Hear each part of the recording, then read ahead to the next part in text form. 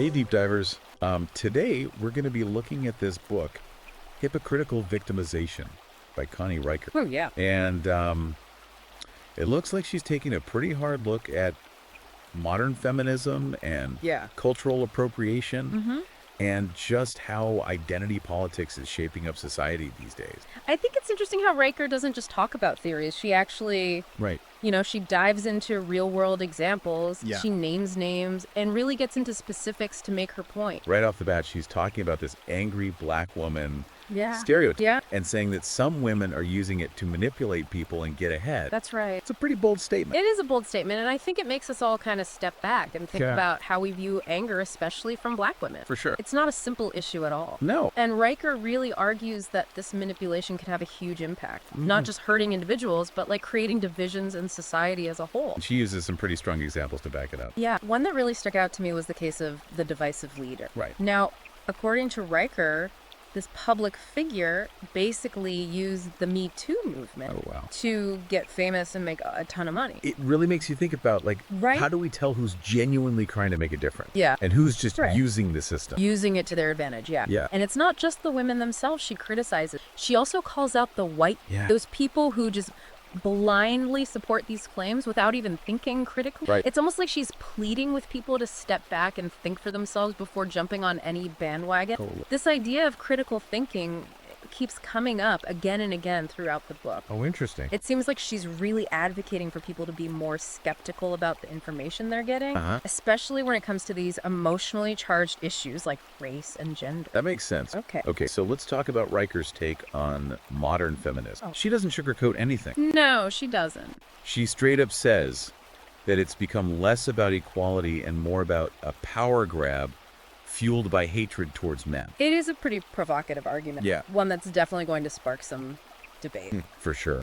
But she also puts it in the context of the history of feminism. Right. Like, she acknowledges that the movement has evolved over time. Yeah. But she argues that a radical faction has basically taken over. Yeah, taking it away from its original goal. And she thinks this is causing harm to everyone involved. Yeah, she doesn't hold back on that point. She goes as far as to say that men and children are the main victims of these extreme feminist ideologies. Yeah, and that's... Which is a pretty different way of looking at It is. who has power in our society. It really challenges those conventional narratives about who's the victim and who's the oppressor. Yeah. And she backs up her argument with specific stories, like the one about the cakewalk victim, who she says blew a minor incident way out of proportion just to make a man look bad and rally her followers. It's almost like she's saying that victimhood has become a kind of currency. Yeah. Like, people are competing to see who can claim the most oppression. That's right, and she calls this the Oppression Olympics. Which is a pretty apt name. And she thinks it's being used to divide and control us all. Yeah. Like creating this environment where everyone's afraid to speak their mind. Right, because they don't want to be the next target. Exactly. She uses some really interesting examples to show what she means. Yeah. On the one hand, there's this huge backlash against a white girl for wearing a Chinese kippao. And then on the other hand, you have someone using blackface for comedy, and barely anyone bats an eye. And she's not saying that we should ignore cultural sensitivity Right. or forget about historical injustices. It's more about... It's more about the Yeah. and how people are selectively outraged, often for their own personal gain or to grab political power. Yeah. She's calling for us to be more nuanced, to Yeah. acknowledge that cultural exchange is complicated and we can't just put people into neat little boxes. Absolutely. Okay, so moving on to cultural appropriation. Okay. Riker argues that while the concept itself is valid, it's often taken to ridiculous extremes. Yeah, I think what's interesting here is that she pushes back against that kind of the Yes. prevailing narrative around cultural appropriation. Yeah. She acknowledges that there's a potential for harm. Right. But she argues that if we focus too much on policing cultural boundaries, Yeah. it can actually stifle creativity and prevent people from truly understanding each other's cultures. And she brings up some pretty specific examples. Yeah, like white girls getting criticized for wearing braids, or Italian Americans wearing Native American headdresses at a festival. And she suggests that even though these actions might be misguided, they're often coming from a place of appreciation rather than disrespect. Right. She even talks about the backlash against crime. Oh. The musician who's known for blending all these different cultural influences in her music. Yeah. It seems like Riker's advocating for a more open and understanding approach to cultural exchange. Yeah, one where we're encouraging curiosity and understanding rather than just shutting down anything that makes us uncomfortable. Okay, so now let's talk about the big one, Okay. critical critical race theory. Yeah. Riker sees CRT as just another tool that radical women are using to manipulate and control people. This is definitely one of the most controversial parts of the book. Yeah. And it's important to remember that this whole debate around CRT is super polarized. Yeah. So it might be helpful for you as the listener to really explore different viewpoints on this and think critically about the arguments on both sides. For sure. So Riker claims that while CRT started out as a way to address systemic racism, Yeah. its core ideas have been twisted and are now being used to push what she calls a female supremacist agenda. And she even uses the specific example of a woman named Jasmine, who's a CRT advocate. Oh, okay. And Riker claims that this woman made up accusations of racism against the school just to force them to adopt a certain curriculum. That's a pretty serious allegation. Yeah, it is. So as we go deeper into this topic, it's important to keep in mind that Riker's critique of CRT aligns with a lot of the pushback that's coming from the conservative side of the political spectrum. Okay. And again, it's important for you as the listener to really dig into the arguments on both sides and form your own conclusions based on the evidence. For sure. And she doesn't stop there. Yeah. Riker actually argues that CRT is contributing to a war on masculinity. Okay. Like she's saying that it's demonizing men and boys while promoting this victimhood mentality among women. Now, this is a claim that I think requires a lot of careful thought. Yeah. While some interpretations of CRT do focus on power dynamics and historical oppression, equating it with a war on masculinity is a pretty big jump. It's crucial to consider the nuances of these arguments and avoid making sweeping generalizations. Absolutely. So it's not just about the theory itself. Riker actually says that CRT advocates are pushing for policies that unfairly target men, which she says is further dividing the genders and creating more resentment. It's a pretty bleak picture she's painting. Yeah, and it raises some important questions about how we approach these complex issues. Right, because it's not as simple as just saying one side is right and the other is wrong. Absolutely. It's about understanding the complexities and finding solutions that work for everyone. Exactly. Solutions that don't just demonize one group or the other. That's right. And it's important for all of us to engage in these discussions with open minds and a willingness to listen to different perspectives. Definitely. Okay, so now let's dive into Riker's concept of the oppression Olympic. Okay. This idea that we talked about earlier where people are competing to see who's had it worse.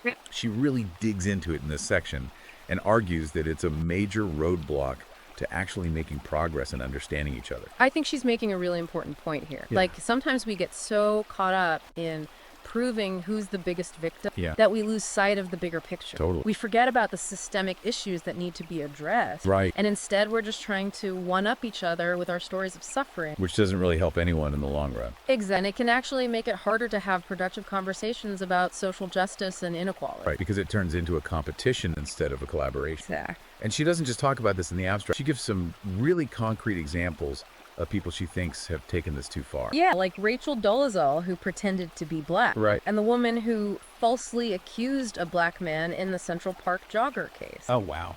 These examples really show how this focus on victimhood can be manipulated and how it can erode trust and make it harder to actually address injustice. Absolutely. So let's move on to another hot button issue. Okay. Hate speech laws. Right. Riker argues that these laws, even though they were designed to protect vulnerable groups, Yeah. are actually being misused by radical women to silence anyone who disagrees with them. This is a really interesting point because it gets to the heart of that whole debate about free speech Exactly. and where we draw the line between protecting people from harm and allowing open dialogue. Right, because sometimes those two things can be in conflict. They absolutely can. And it's not always easy to know where to draw that line. And Riker argues that radical women are exploiting that gray area, using the vagueness around what counts as hate speech to stifle debate and control the narrative. Yeah, like she's saying that they're weaponizing these laws to shut down any criticism of feminist ideologies or the actions of those claiming victim status. Right, and that raises some really important questions about how we define and enforce these laws. Yeah, for sure. And how we ensure that they're used to protect people from genuine harm. Right.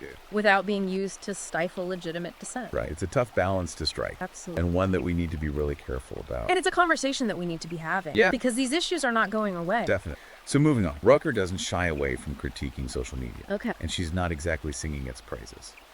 I think a lot of people are starting to see the potential downsides of social media, Yeah. especially when it comes to how we talk to each other and how we engage in public discourse. Yeah, for sure. It can get pretty toxic. Riker calls it a breeding ground for hate speech. Yeah. And she argues that radical women are using it to control the narrative. I think this observation really lines up with a lot of the concerns that people are having about the impact of social media. Yeah. Things like algorithms and echo chambers and how content can go viral so quickly. Right. It can definitely create a more polarized and hostile online environment. And it can be really hard to have nuanced and productive conversations in that kind of environment.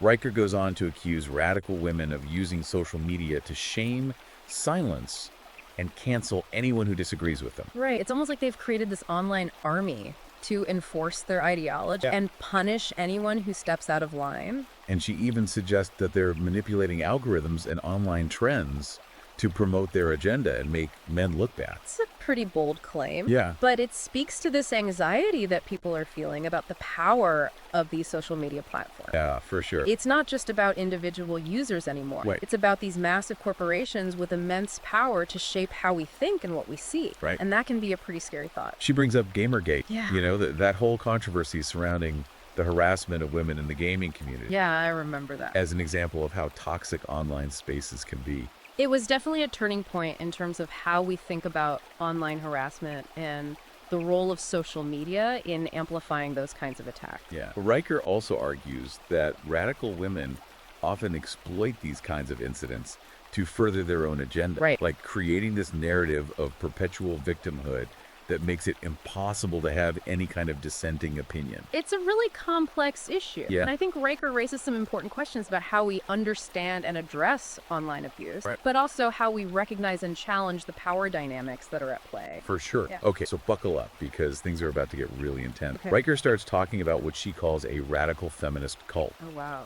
And she claims that this group is driven by this fanatical belief in female supremacy and that they're actively trying to destroy society as we know it. This is where Riker's analysis starts to get a bit more speculative. Right. It's important to approach these claims with a healthy dose of skepticism. Yeah. She does offer some anecdotal evidence and historical parallel. Right. Uh-huh. But it's a big jump to say that radical feminism is this monolithic and organized cult with a clear agenda. But that's exactly what Riker's saying. Yeah, and it definitely taps into this anxiety that people have about societal change and the feeling that traditional values are being eroded. Right. And I think it's important to remember that extremist groups can exist within any ideological movement. Right. But framing an entire movement as a cult can be really dangerous. For sure. So Riker goes on to describe what she sees as their goals. Okay. Undermining traditional family structure, demonizing men and boys, Right. and ultimately establishing a matriarchal society where women hold all the power. It's a pretty stark and unsettling picture she's painting. Yeah, it sounds like something straight out of a dystopian novel. It definitely does. She points to the rise of social justice warriors and their aggressive tactics as evidence of the cult's growing influence. Now, Riker's characterization of social justice movements as just tools of manipulation is super controversial. And I think it's really important to remember that people can be genuinely passionate about fighting for social justice. Right. And their concerns shouldn't be dismissed as just part of some larger conspiracy. Right. It's about acknowledging that there are real injustices in the world and that people are fighting to make things better. Yeah.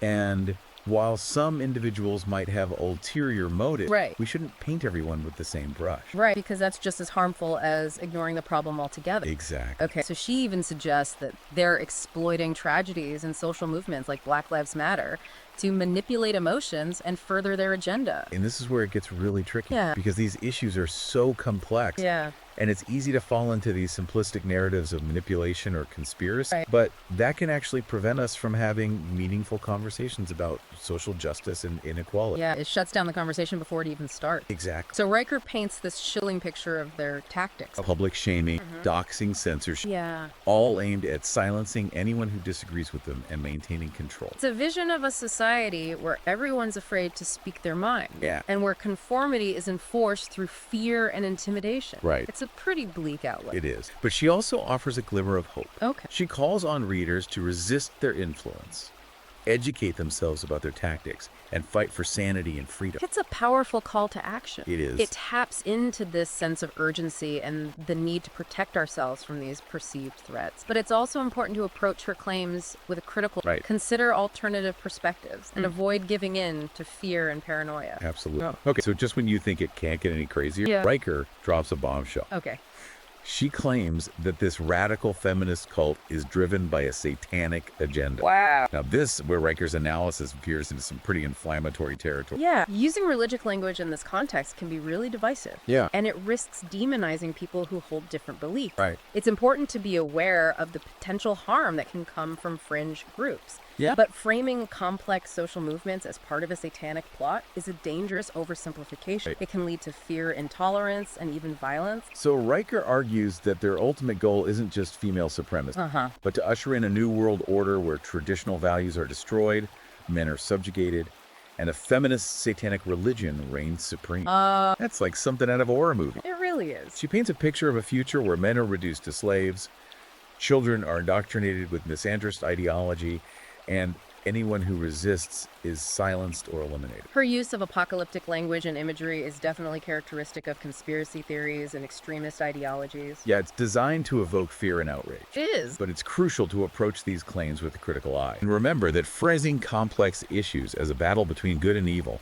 can prevent us from having constructive conversation. Exactly. It's about understanding the nuances and finding common ground. That's right. Even when we disagree.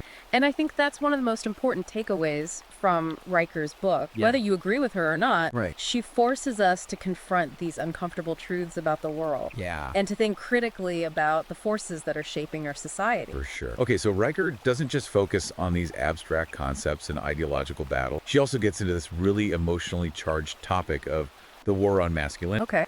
This idea that traditional male roles and values are under attack in our society. Yeah, this is something that's been getting a lot of attention lately. Yeah, and Riker argues that this war is happening on multiple fronts, from education and media to family law and social norms. She claims that men and boys are being systematically demonized, emasculated, and stripped of their power and agency.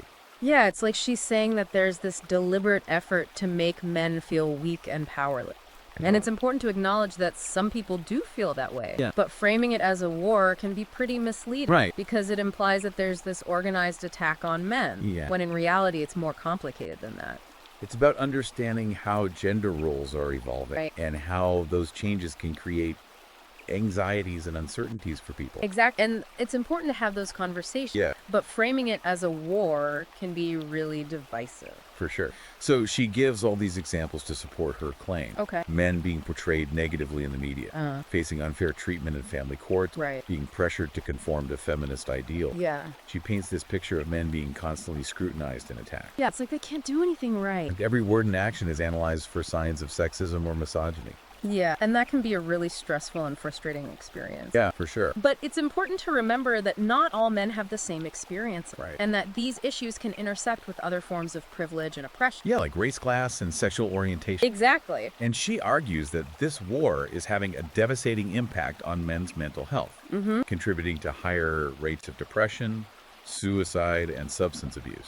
Yeah, it's true that men face a lot of challenges when it comes to mental health, and Yeah. we need to be talking about that more openly. For sure. But I think attributing those challenges solely to a war on masculinity is oversimplifying the issue. Right. Because men's mental health is influenced by a lot of different factors. Yeah. Things like social expectations, economic pressures, and access to support networks. So it's not as simple as just saying that feminism is making men depressed. Right, it's much more nuanced than that. So Riker's solution is for men to reclaim their masculinity, Okay. resist the feminist agenda, and fight for their rightful place in society. This is where things get a little tricky. Because while it's important for men to feel confident and empowered, Right. framing it as a fight against women is not helpful. Right. It just creates more division and resentment. It's about finding ways for men and women to coexist peacefully and respectfully, Exactly. and to recognize that we all have something to offer, That's right. regardless of our gender. So she suggests that men need to rediscover these traditional virtues, Okay. like strength, courage, and stoicism, and reject the feminization of society. You know, Riker's emphasis on these traditional masculine virtues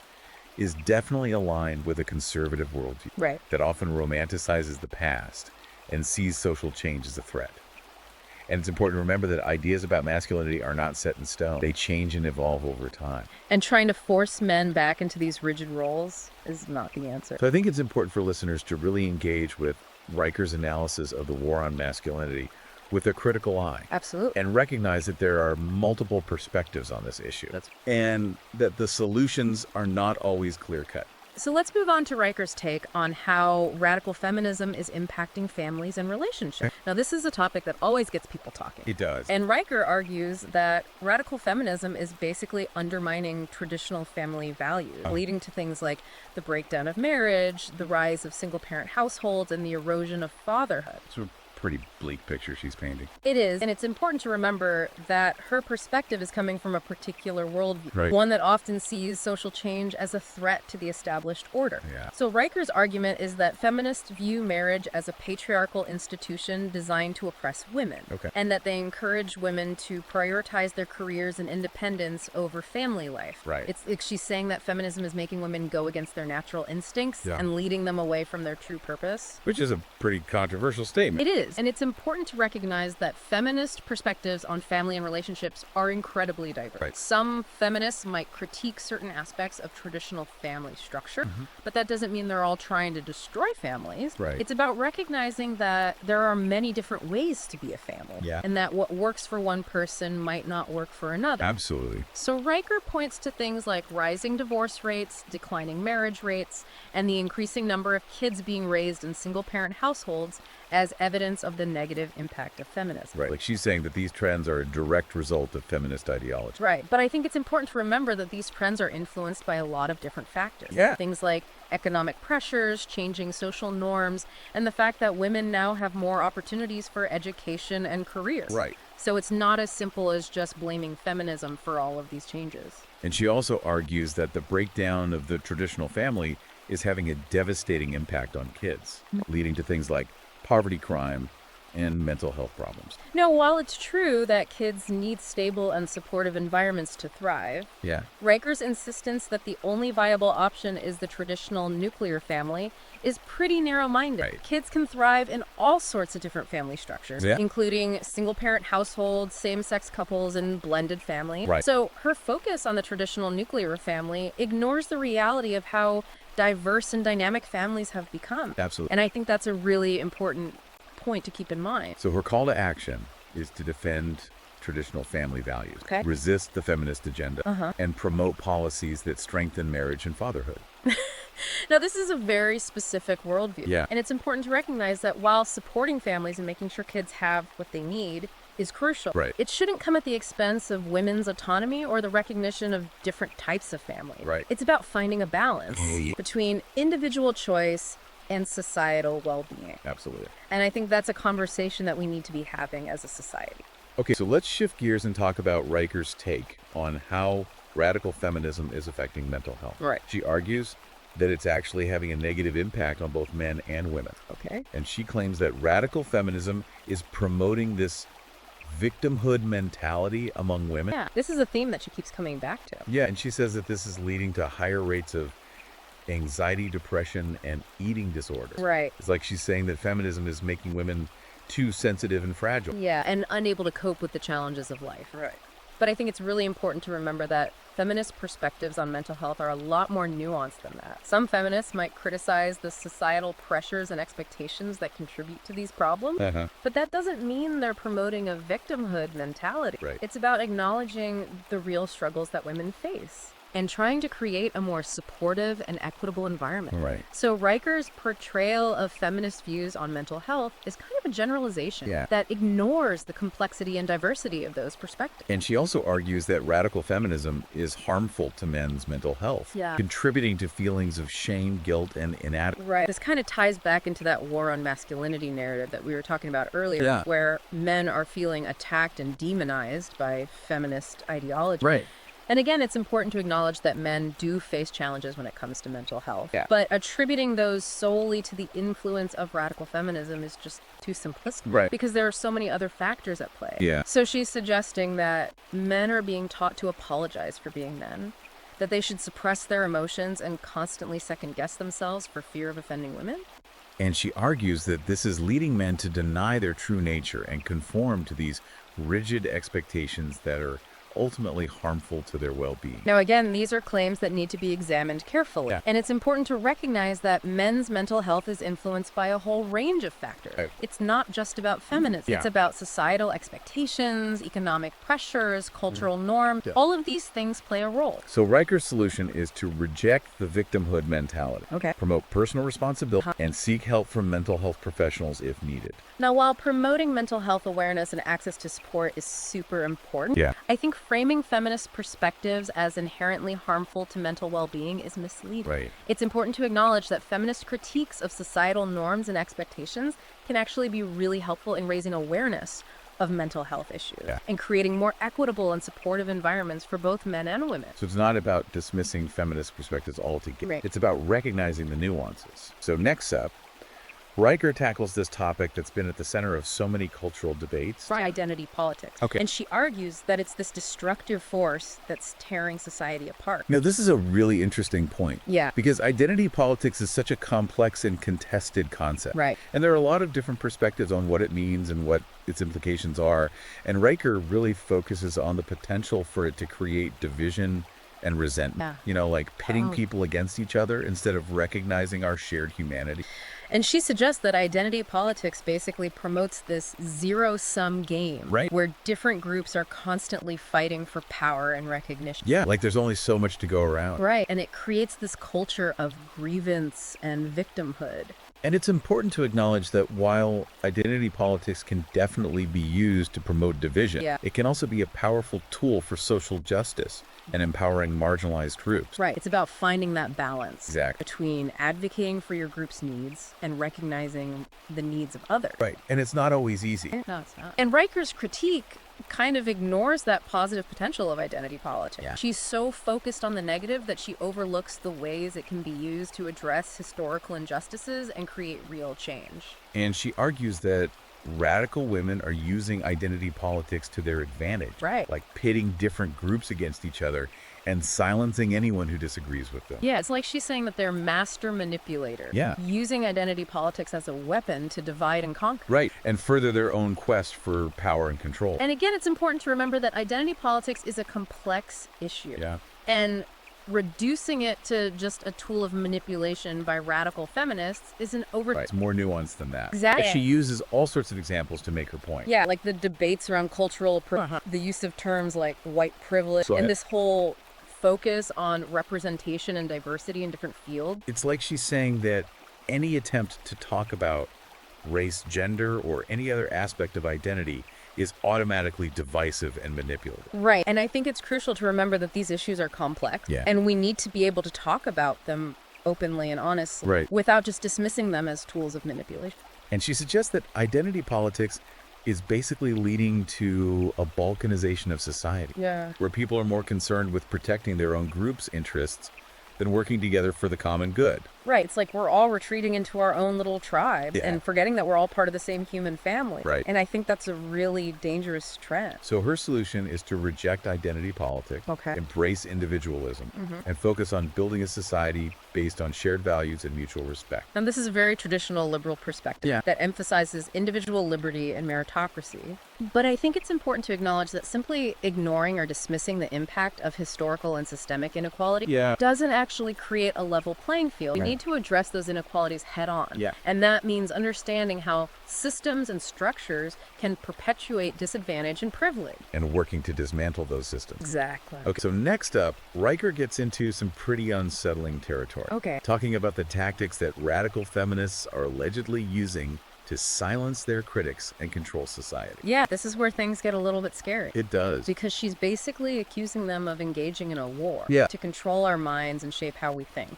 And she argues that these tactics range from subtle forms of manipulation and social pressure to more overt forms of intimidation and aggression. It's like she's saying that they're not afraid to use any means necessary to achieve their goals. Right. And I think it's important to remember that any group can have individuals who engage in harmful or unethical behavior, but we can't just paint an entire movement with the same brush. So she suggests that they use guilt, shame, and accusations of bigotry to shut people up. Right. It's like they're creating this climate of fear and self-censorship. Yeah, where anyone who dares to question the feminist narrative Right. is immediately labeled as an enemy and attack. And this ties into a lot of the anxieties that people have about political. Yeah. And the idea that you can't say anything anymore without offending someone. Right. But I think it's crucial to distinguish between genuine attempts to promote inclusivity and respect and the deliberate suppression of legitimate. Right, because there's a difference between being mindful of other people's feelings and being afraid to speak your mind. Exactly. And I think Riker's analysis kind of blurs those And lines. she offers a bunch of anecdotes and examples. People being ostracized, harassed, or even losing their jobs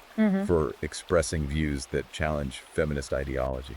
And again, it's important to remember that the actions of a few individuals don't necessarily reflect the beliefs or tactics of an entire movement. Right. It's dangerous to make generalizations like that. And she argues that radical feminists are using social media to their advantage. Right. To amplify their message and shame their critics and create this cancel culture. Yeah, where anyone who steps out of line is publicly shamed and ostracized. And I think it's fair to say that social media can be a breeding ground for negativity and that it can be used to silence and intimidate people. Yeah. But I think attributing all of that to radical feminists is an oversimplification. Right. Social media is a complex ecosystem, Yeah. and it's being used by all sorts of different groups for all sorts of different purposes. So to say that it's just a tool of radical feminists is not really accurate. So ultimately, Riker's argument is that these tactics are eroding free speech, stifling debate, and creating a climate of fear and conformity. Yeah, it's a pretty bleak picture she's painted. It is. And I think it's important to take her concerns seriously. Yeah. But we also need to be careful about buying into these simplistic narratives Right. about good versus evil. So now brace yourself, because Riker is about to take things to a whole other level. Right. She claims that radical feminism is not just a misguided ideology, Yeah. but a force that will ultimately lead to the downfall of society. Wow, that's a pretty bold statement. It is. And it's important to understand where this claim is coming from. Right. It's rooted in this deep pessimism about the direction of our society. Yeah. And this belief that radical feminism is this destructive force that's going to undermine everything we hold dear. Right. And it often comes from a place of fear of change and a longing for the way things used to be.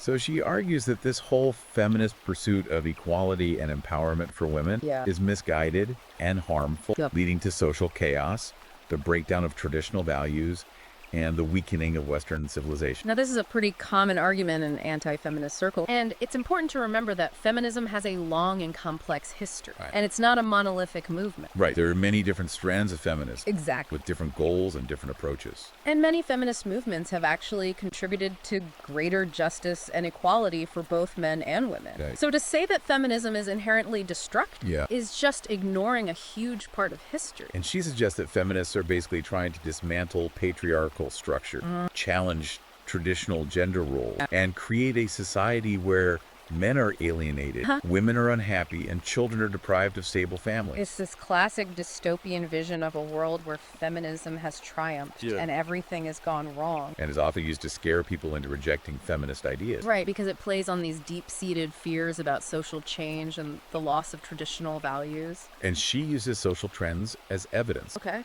Things like rising divorce rates, declining birth rates, and the increasing prevalence of mental health problems. Right, it's like she's saying that all of society's ills can be traced back to feminism. Yeah, it's a pretty simplistic argument. It is. Because these trends are influenced by a lot of different factors. Right. It's not just about feminism. And her solution is to resist the feminist agenda, reclaim traditional values, and fight for a future where men and women can coexist in harmony, each fulfilling their natural roles and responsibilities. Now, this call to action really speaks to a certain worldview. Yeah. One that longs for a simpler time, Right. where gender roles were clearly defined and the social order was stable and predictable. But I think it's important to acknowledge that the world is changing and that we need to find new ways to navigate these complex issues without just trying to turn back the clock. And that's not always easy. No, it's not. But I think it's necessary. So Riker's book is definitely thought-provoking. It is. And whether you agree with her or not, she raises some important questions about gender power and the direction of our society. Yeah. But if you had to sum up her main argument,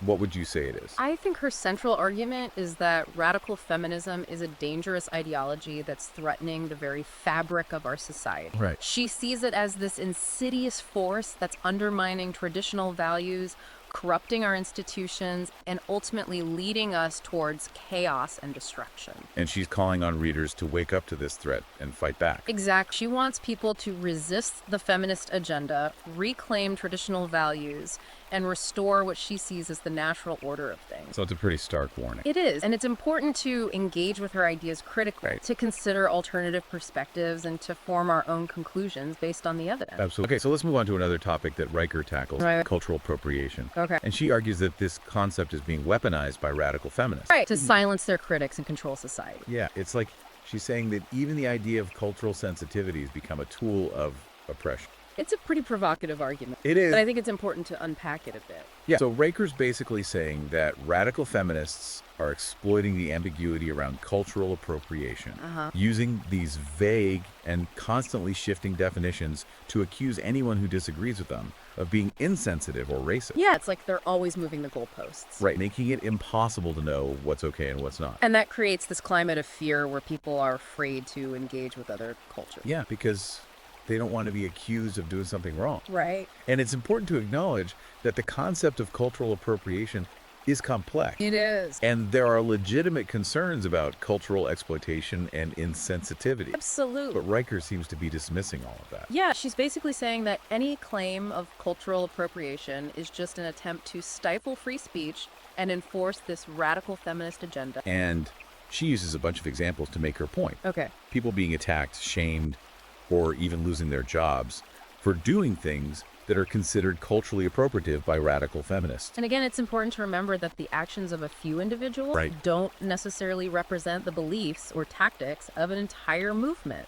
But Riker's basically saying that these incidents are part of a larger pattern Yeah. of radical feminists using cultural appropriation as a weapon to silence dissent. And she argues that this is creating a climate of fear and self-censorship, where Right. people people are afraid to have honest conversations about race, culture, and identity. And I think it's important to acknowledge that there is tension between cultural sensitivity and freedom of expression. Yeah. And finding the right balance is not always easy. Right. But Riker seems to be arguing that we've swung too far in the direction of censorship and Yep. that we need to reclaim our right to engage with other cultures without fear of being punished. So her solution is to resist these accusations of cultural appropriation, engage in respectful cultural exchange, and defend our right to freedom of expression. Now, I think it's important to remember that there's a difference between genuine cultural exchange Right. and just appropriating elements of another culture for your own personal gain or entertainment. Right. And it's important to be mindful of the power dynamics at play and to make sure that we're not exploiting or disrespecting other cultures. Absolutely. So I think Riker's call to action is a reminder that we need to be thoughtful about how we engage with other cultures. Yeah. And to make sure that we're doing so in a way that is respectful and responsible. Right. And to remember that there are multiple perspectives on these issues. Exactly. And that we need to be open to hearing different viewpoints. Okay, so let's shift gears again and talk about mental health. Right. Riker goes back to this topic. Yeah. But this time, she really digs into the specifics of how she believes radical feminism is damaging the mental well-being of both men and women. So she's revisiting that idea that feminism is making women overly sensitive and fragile. Right, and leading to these higher rates of anxiety, depression, and eating disorders. Yeah, it's like she's saying that feminism is turning women into victims. And she argues that feminists are constantly encouraging women to see themselves as victims of patriarchy, to look for microaggressions everywhere, and to feel powerless to change their circumstance. And again, it's important to remember that feminist perspectives on mental health are a lot more nuanced than that. Yeah. Some feminists might critique the societal pressures that contribute to mental health problems among women, Right. but they're not necessarily promoting a victimhood mentality. Right. It's about acknowledging the real challenges that women face and trying to create a more supportive and equitable environment. And Riker also argues that radical feminism is harmful to men's mental health, Yeah. contributing to feelings of shame, guilt, and inadequacy. Right. It's like she's saying that feminism is making men feel like they're constantly walking on eggshells. Yeah, afraid to say or do anything that might be perceived as sexist or misogynistic. And that this fear and anxiety is leading to all sorts of mental health problems. And again, this ties into that war on masculinity narrative that we've been talking about, Yeah. where men feel like they're being attacked and demonized for just being men. And Riker's solution is to reject this victimhood mentality, Yeah. to promote personal responsibility, and to encourage people to seek help from mental health professionals if they need it. Now, while it's certainly important to encourage people to take responsibility for their own mental health, Yeah. I think framing feminist perspectives as inherently harmful is misleading. Right. It's important to recognize that feminist critiques of societal norms and expectations can actually be really valuable in raising awareness of mental health issues and promoting more equitable and supportive environments for both men and women. Okay, so one of Riker's most controversial claims is that radical feminism is ultimately a self-defeating ideology. That's going to lead to the downfall of society. It's a pretty bleak and pessimistic view of the future. It is. And it's a claim that's sure to provoke a lot of debate. It really reflects this deep-seated fear of change. Yeah, and this belief that traditional values are being eroded and that society is on the brink of collapse. Right, and Riker's attributing all of this to the influence of radical feminism. So she argues that this pursuit of equality and empowerment for women is misguided and harmful. Right, and that it's leading to social chaos, the breakdown of traditional values, and the weakening of Western civilization. Now, this is a pretty common argument in anti-feminist circles, and it often relies on this romanticized vision of the past. Right, like things were so much better back in the good old days when men and women knew their place. Exactly. And she points to all these social trends as evident. Okay. Rising divorce rates, declining birth rates, the increasing prevalence of mental health problems. Right. It's like she's saying that all of these things are proof that feminism is ruining society. And she warns that if we continue down this path, society is going to collapse. It's a pretty apocalyptic vision. It is. And it's designed to scare people into rejecting feminist ideas. And her solution is to resist the feminist agenda, reclaim traditional values, and fight for a future where men and women can coexist in harmony, each fulfilling their natural roles and responsibilities. Now, this call to action really appeals to a certain segment of society, people who feel like the world is changing too fast, Right. and that traditional values are under attack. And they long for a simpler time when things were more clear-cut. Exactly. But I think it's important to remember that the world is complex. Yeah. And that there are no easy answers. So Riker's book is definitely a challenging read. It is. It forces us to confront some uncomfortable truths about our society. And it challenges us to think critically about the narratives that we're being told about gender, power, and social justice. And whether you agree with her conclusions or not, Right. I think it's important to engage with her ideas. So if you're interested in learning more about Riker's perspective, I encourage you to check out her book, Hypocritical Victimization. You can find it on Amazon Kindle and Google Play Books. And I think it's important to remember that this is just one perspective and that there are many other voices out there that deserve to be heard. So keep an open mind, engage with different viewpoints, and form your own conclusions based on the evidence. And most importantly, don't be afraid to have these difficult conversations. Exactly, because that's how we learn and grow. And that's how we create a better world. It's a pretty bleak picture she paints. Yeah, she warns that if we continue down this path, society's going to collapse, leaving behind a world of chaos, conflict, and misery. It's a stark warning that's sure to resonate with those who already feel a sense of unease about the direction society is heading in. Yeah, for sure. Riker's apocalyptic vision of the future is a common theme in anti-feminist rhetoric, designed to evoke fear and a sense of urgency in readers. It's important to recognize that such predictions are often based on speculation and a selective interpretation of social trends, and it's essential to engage with these claims critically and consider alternative perspectives. Okay, so what's her solution? Well, she calls on readers to resist the feminist agenda, reclaim traditional values, and fight for a future where men and women can coexist in harmony, each fulfilling their natural roles and responsibilities. So basically, she wants us to go back to the way things were. In a way, yeah. Her call to action is a stark warning about the perceived dangers of radical feminism and a plea for a return to traditional values and gender roles. It's important to engage with these claims critically, recognizing the potential for bias and the importance of considering diverse perspectives and the complexities of contemporary society. So Riker's book is definitely a thought-provoking read. She covers a lot of ground and doesn't shy away from controversial topics. But if we had to boil it down, what's the one key takeaway you think listeners should walk away with? I think hypocritical victimization challenges us to think critically about the narratives surrounding gender power and social justice that are prevalent in today's society. It encourages us to question assumptions, consider alternative perspectives, and engage in meaningful dialogue even when it's uncomfortable. Riker's book, regardless of whether you agree with her conclusions, serves as a reminder of the complexities of these issues and the need for nuanced and informed discussions. It definitely encourages us to look beyond the surface and consider the deeper implications of the ideas and trends shaping our world. Absolutely. And that's what makes this deep dive so valuable. It's not about blindly accepting or rejecting Riker's arguments, but about using them as a starting point for deeper reflection and conversation. So after diving into Hypocritical victimization. What's the one question you would leave our listeners with? That's a good one, I would ask. How can we engage in critical thinking and respectful dialogue about complex and controversial issues without succumbing to fear, anger, or a simplistic solution? Riker's book is a reminder that these are challenging conversations, but they're conversations we need to have if we want to create a more just and equitable society. That's such an important point. It's easy to get caught up in the heat of the moment and resort to anger or personal attacks, but real progress comes from engaging with empathy and understanding even when we disagree. Exactly. And remember, this deep dive is just the beginning. If you're intrigued by Riker's arguments, I highly encourage you to read Hypocritical Victimization for yourself. You can find it on Amazon Kindle and Google Play Books. Take the time to form your own opinions and remember to engage with diverse perspectives as you explore these important and timely issues. Thanks for joining us on this deep dive, everyone. Until next time, keep those critical thinking caps on and never stop exploring the world of ideas.